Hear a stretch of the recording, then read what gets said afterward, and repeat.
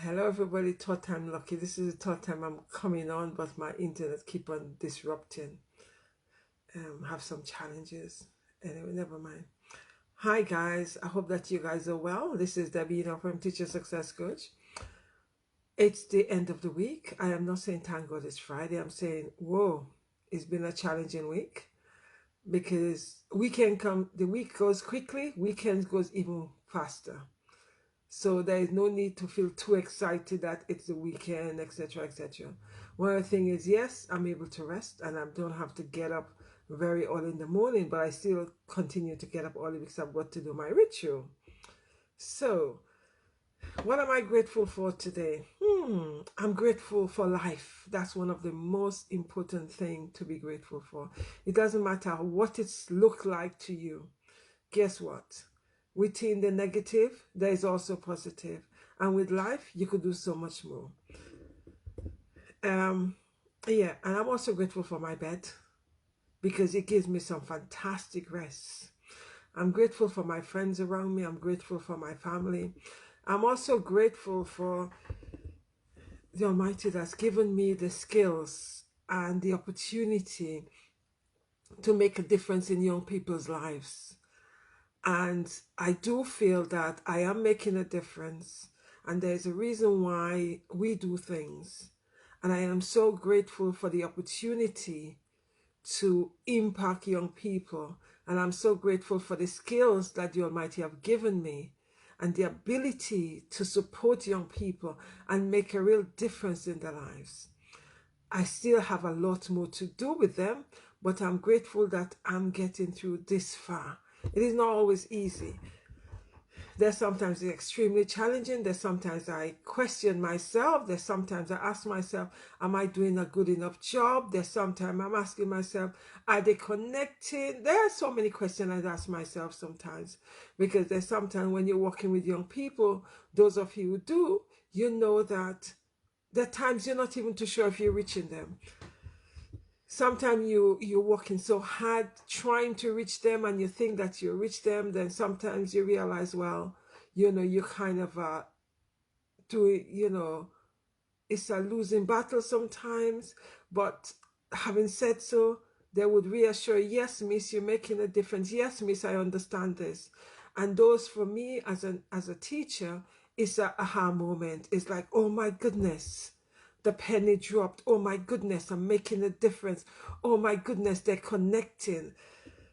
So that's one of the things I'm really grateful for, the ability and the skills and the opportunity. Every day I keep on saying, and I tell my students that every day, that they are my teacher as well as I am their teacher, because they are teaching me to be a better teacher. Because through the criticism they give me sometimes, through the feedback, positive and negative, because young people just tell you as it is, you know so those are the things that makes me be a better teacher, because I have to reflect and I have to do things differently from the way I've actually done it if it doesn't connect with them. It is not always easy for us all to take criticism, because after all, we're human beings. But at the same time, it's very, very enlightening and it's very, very reflective, because it enables you to reflect on your practice and ask yourself and say to yourself, okay, is it justified? And sometimes it is, and sometimes you realize that there's just mourning for mourning's sake. Because with being an experienced educator, I'm sure we're able to identify when mourning is for mourning's sake, or when we realize that the criticism they've made is justified. Because, come on, we are all work in progress, and I'm no exception. And I do welcome my students' comments, and I do welcome their criticism. I say to them, I say, when you actually criticize, you need to make sure that it is constructive, and you could identify ways by which whoever teacher you're criticizing, that they're able to develop. Not just criticize for the sake of criticism's sake. Criticize with identifying ways by which things can be improved. And it's a learning curve. Teaching is a learning journey every day, and it's enable you to grow even more. I do learn a lot from my students. Yesterday I was saying, I think I said yesterday, that I was trying to do an exam paper, and the student actually came along and helped me, and that was fantastic. It's like today, putting on the computer, that sometimes it doesn't always work, and IT, and I'm learning IT.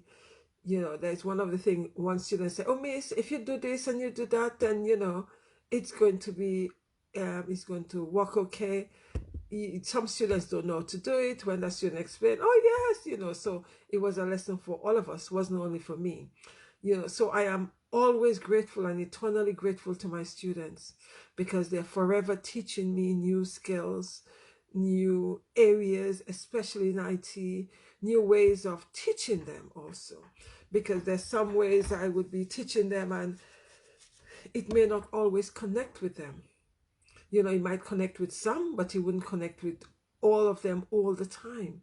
So it really is refreshing when they're able to say to you, miss, if you try this, then I'll understand it better. And for me as a teacher, when I actually explaining something for a student and I've done it 3-4 times and I realize, oh my goodness, they're not getting it, I would say to one of the peers, can you explain that to this student? Let's hear how you explain it. Let's see if they're able to get it. And there's sometimes when they explain, that student is able to get it. That's nothing wrong with that. That doesn't mean I wasn't able to teach. It just means I wasn't able to reach that particular student. It's okay. Is being grateful that you are able to identify when you are not reaching your students, and find other ways to reach your student, and find other ways in terms of if one of the peers could reach them, that's okay too. So those are some of the things I'm grateful for: the ability to learn from my students, the ability to identify when I'm not reaching my student, and supporting the peers to support them. And I'm also grateful that my students are teaching me things every day, teaching me how to teach them. By that I mean teaching me how I am able to reach them. Because I might feel that there's one way I'm able to reach them, but I might just reach some students, not all students. So for me, it's fantastic because it's a constantly learning environment, not only for students, but also for educators. And educators need to embrace that. Yesterday, one of my colleagues was saying to me, I was just saying to her in terms of, she's a new colleague in the school, and we're just talking in terms of how we teach, etc. And then I say to her, I say, when I don't know something, I say to students, I don't know, let's just look it up together. Because I do not have an encyclopedia in my head that have all the answers of the subject I teach. Then she said to me, in one of the schools she worked at, either the principal or the head of department or the deputy principal say, you must never tell a student that you don't know. Really? I really have issue with that. So I did ask her how she feel about that. She said, well, she was struggling because she finds it's wrong that you should be lying to students if you don't know something. They should always know, they should always feel that, that's rubbish. I said to her, that's rubbish. I totally disagree with that, because we're human. Because the minute you constantly show a student that you always have all the answers, it becomes an expectation. And then you are also seen as superhuman, who never make a mistake. So when you make a mistake and it is identified with the student, and it's identified by the student, and you haven't owned it, it really does knock everything off. I don't prescribe to that. And I would never encourage anybody to prescribe to that either. Because we're all human. And there is nothing wrong with saying that you don't know, that you are going to look it up, or should we look it up together. I say that to my children, and I say that to my students. And I say that to anybody else who asks me a question and I don't know. I don't know. I am going to look it up and I'll give you the answer later on, but I don't know. I'm not pretending. I remember someone said to me once, an adult, he asked me a question, and I said to him, "Oh my goodness, I really don't know." And I laughed and I said to him, I said, "It's interesting. I really don't know." And he looked at me and he said, "But you're a big teacher. What do you mean you don't know?" I said, "I'm also human too, right? I'm not going to set myself up to fail. I don't know. It's okay to don't know." So it was interesting because he is feedback, but that also come from the fact that we have been programmed and we've been conditioned to feel that teachers should have all the answers. No, they have a lot more than you know as a student, but at the same time, they don't have all the answers. That's why we are constantly reading, learning, and understanding things. There's nothing wrong with that. It's the ability to realize when you don't know something instead of bluffing it, acknowledging it and owning it, and be prepared to look it up. There's nothing wrong with that. Anyway, that's what I'm grateful for, and that's something that came up and I just thought I needed to address it. Well, my students, it's been really fantastic today. Today I had year 12 and year 13 students. I had more year 13 students that are doing their A-levels. This morning I had my A-level group, my A-level psychology group. I was a little bit disappointed because I expected them to know a lot more than they did with one topic. And I assume that's my mess up, because I assume because they've done it before, and I give them questions and they've been revising, it should be easy for them. But when I gave them exam question, I realized they did not remember, some of them didn't know it. And I had to pause and remind myself, okay, they didn't know it. You made an assumption because that topic was taught during COVID time.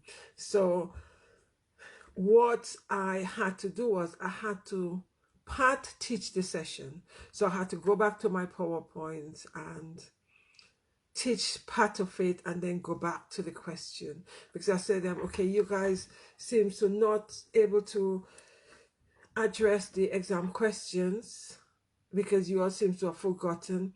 Okay, let me quickly get my PowerPoint and then go over my PowerPoint and then we go back to the questions. So we did that and it ended up being really nice because I actually encouraged them to tie up various areas which they were looking at in isolation. So the fact that, we were able to connect areas, that was really, really good. And I had two students writing on the whiteboard because it was trigger. Me going over the PowerPoint, it became an aha moment. Then they used the books, etc., while I explained further. So I had two students writing on the board, doing mind map and doing targeted questions. So which means I target students and they were, giving answers, or if they didn't know, they were, feel confident enough to say they didn't know the answer. So we actually did it like that, mind mapping, etc. And it was fantastic because at the end of the lesson, when we actually recap, it was good for them because they were able to recap and make connection with other areas they've done with me last week. So although initially they didn't remember, later on when I gave them, when I did the PowerPoint, they were able to connect. So that was really, really good. So that was a fantastic session. Another thing I did with today I taught 5 lessons constantly. Break time, I had to see students, so everything was back to back. Today was Friday, normally one of my heavy days where I'm just teaching. Even when I had lunchtime and I have break time, students are still coming because it's exam time. And I don't, normally my break time and my lunchtime is quite sacred rather. I do not see students or do anything during those time. But because they're doing exams now, preparing for exams, I realize that they cannot remember a lot of areas because of COVID, etc. I don't mind seeing them in my lunchtime and break time. And it's really good because when they come to my lesson after lunch or break, I'm able to see that, okay, yes, you guys are connected. So that's no problem. Another way we used for revision today was getting them to write on the table. So I gave them a topic. I gave them a topic for sometimes one student or two students. Some student was feeling okay to do the mind map by themselves. So I had some students do topic by themselves, and I had some did it in pair. So we actually wrote on the table. We did mind map on the table. It was fantastic because when they've done that, I actually got them to go around each table and read how other students have done it. I've had my bits, I go around and check, and then ask them to expand on that, gave them feedback and add extras, etc. So it was really good because an alternative method we use were writing on the table. After that, we just wiped the table off, and it was just as if there was nothing written on the table. So that was a really fantastic way for students to revise, because it was so unusual and it was out of the norm. The brain is more likely to remember it because, as we know, we remember things that are unusual, things that are colorful. So we use the mind map, different pens, and some of them had little different drawings, etc. So those things are able to trigger recall, and process information will be processed at a deeper level. So therefore, it's going to go into their long-term memory. Hopefully when it's exam time, they're able to retrieve the information, because the revision technique was very, very unusual. So that was a fantastic session. So that was my win today, getting the students to do the mind map on the table. And then they all went around. It was, let's see, it was 13. There were 13 different it taught them topic areas. So it was really good because they all went around and just take pictures on the mobile phone and upload to the group chat, etc. So that was very, very good. That was my win. There's sometimes as educators we have this aha moment of teaching using different tools to teach, because all we're trying to do is get the students to engage in the material and get the student to engage with the material and process it and remember it. And as educators, you're always thinking of alternative ways than the norm to get students to remember information. So that was my win today. So that was a fantastic one in one of my lessons. In another lesson, we had, we did reading, and then I discussed it with them, and I asked them to, to do summary of the topic, etc. That group enjoyed it, but the engagement wasn't that fantastic. That was a year 12 group. The only exam they have is they have a mock coming up in June. So in terms of the engagement, as usual, year 12 engagement isn't very high. 11 and 12 not very high. And I think the reason for that is they hadn't done any public exams. So they're still coasting. They still seems to feel that they're on a honeymoon period. They haven't seems to connect that. This is crunch time. Okay, you didn't do GCSE, you're in year 12. Next year, you'll be doing exams. So it's crunch time. You need to start connecting and start engaging. But year 12, a few of them are engaging and the majority of them are not. It's not only in my class, it seems to be across the board. I also feel that a lot of them have some form of mental health issue, anxiety. That is also from my year 12 as well, in my year 12, 13 as well. I've been teaching for a number of years, and one thing I could say for sure that mental health have increased among the young people, especially within the education sector. I know I'm going on about it because I want us all to be aware and to be mindful of some of the challenges these young people are likely to be suffering from. It could be depression, it could be OCD, it could be phobia, it could be anxiety. So those are some of the common mental health issues these young people are constantly, facing with. I haven't seen one of my students, I haven't seen two of my students for just over a week. I was trying to make contact today, that didn't happen. On Monday morning, I have to make contact because I don't know what's going on with with these two students. I have not seen them. I'm not too sure what's going on with them. There seems to be no contact. The fact that they are both in my lessons, into all my lessons, I need to tap in to see what's going on with them. to see if everything is okay, etc. One of them had said to me, "Oh, Miss, I really don't feel I could cope. I've just had enough. I'm fed up." And I'm saying, "Okay, I understand that. But dropping out now is a little bit late, but if you feel so strongly that it's affecting you so badly that you have to drop off, it's okay. It is better you dropping out than your mental health is so impact that it begin to affect you on all level, right? So that's something we need to be mindful of in terms of the young people out there are struggling, and listen to what they're saying, the words they're using, and also what they are not saying. Observe their behavior pattern.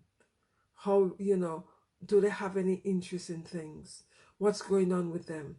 In terms of mental health issue, and also young people who are going to, like year 11, teenagers, it's very, very close. Mental health issue and the challenges of teenagers are very close. Sometimes it's very difficult to be able to separate or to be able to identify these are teenage crisis and these are mental health issues, right? So if you're unsure, I would really strongly suggest that you seek alternative health. You actually connect with your doctor, and your doctor would be able to identify, okay, is this child going on the teenage journey of puberty, etc., or this is the first sign of a mental health issue that needs addressing.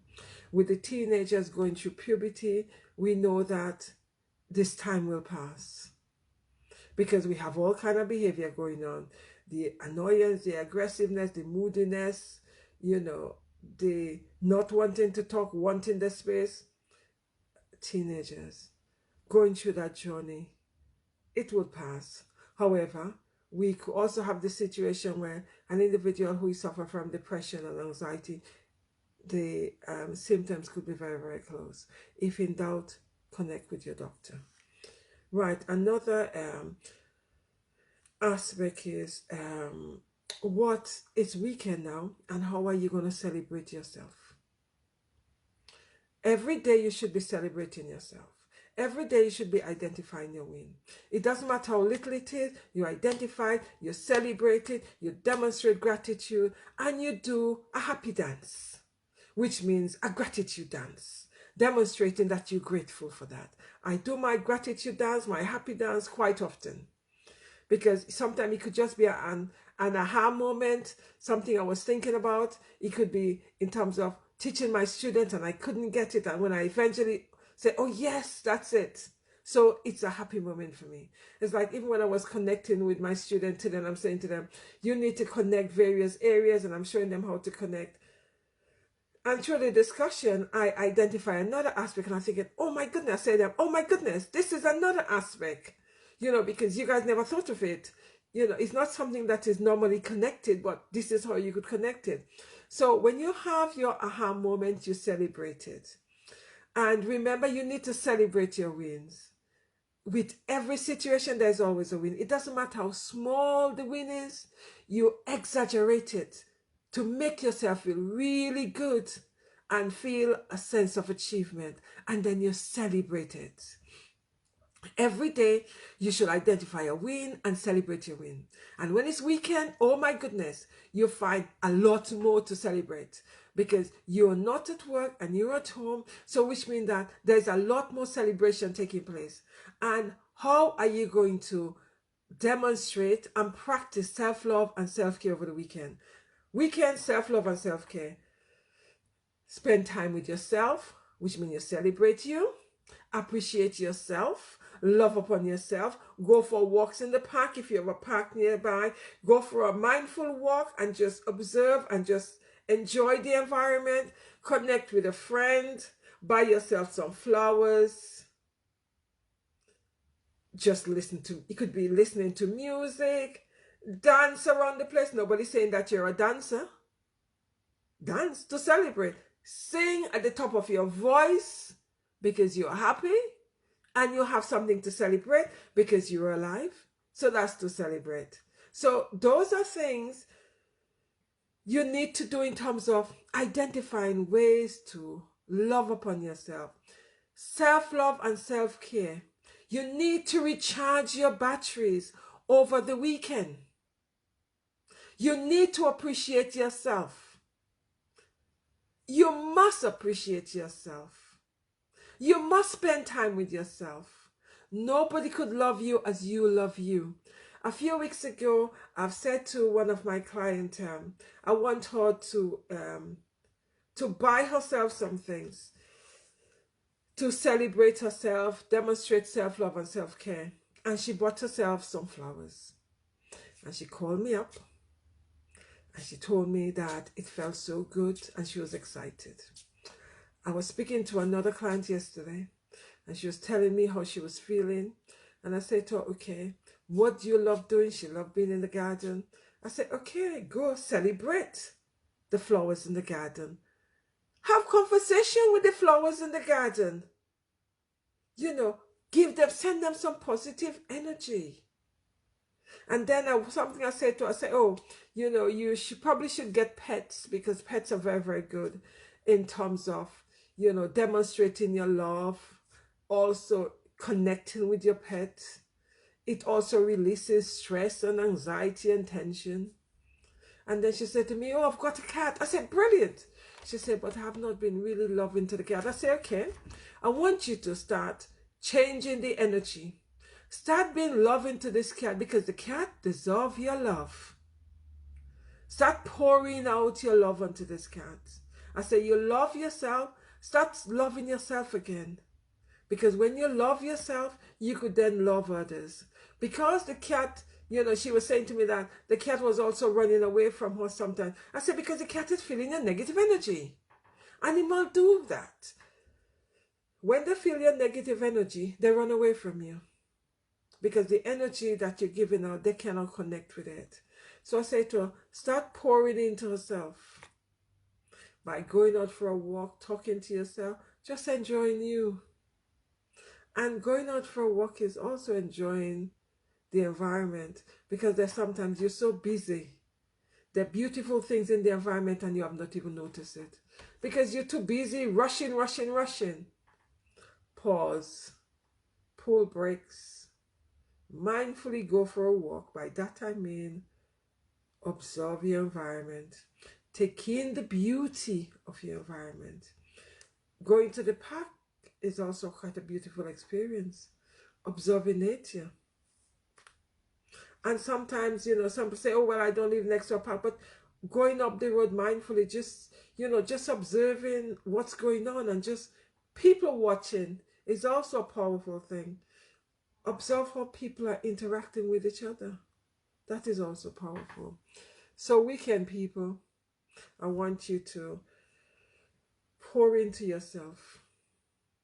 Pour in a lot of energy, love into yourself. Love upon yourself.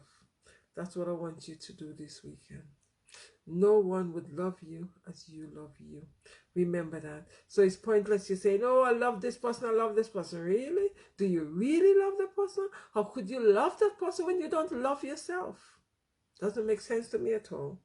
Anyway, guys, have a fantastic evening, night, morning where you are. Remember, be kind to yourself. Love upon yourself. No one would love you as much as you love you. Take care. Stay blessed. Bye-bye.